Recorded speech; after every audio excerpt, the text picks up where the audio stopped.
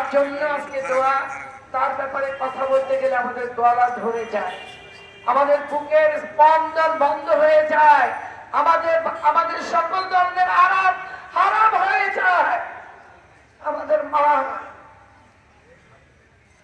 আমরা যাকে মা বলেছি, আমি বলতে পারবো না আমি সিঁড়িতে আজকে তৈরি হয়েছি খালেদা জিয়ার মাধ্যমে।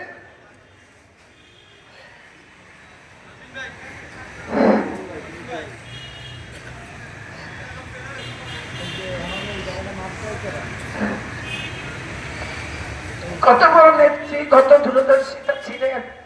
যদি গুলশান অফিসে যেতাম, আমরা যেহেতু দোতলায় আমরা নিচে দাঁড়িয়ে থাকতাম, উনি গাড়ি থেকে নেমেই বলতো, এই বরিশাল থেকে খবর কি আমার বরিশালে, বরিশালে যাও। এই ছিল কথা। যেখানে দেখা হতো, কি তোমাদের বরিশালে খবর কি,